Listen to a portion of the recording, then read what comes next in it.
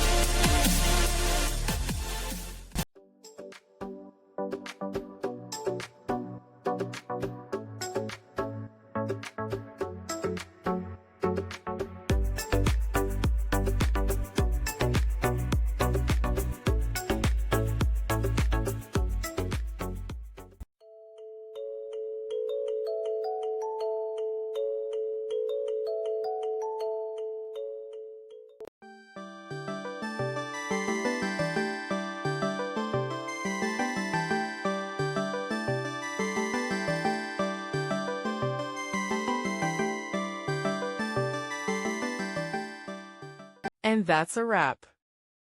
I hope you found the answer you were looking for. If you did, take a second to hit that subscribe button. It really helps out.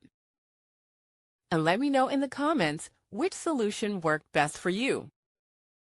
See you next time in the debug zone.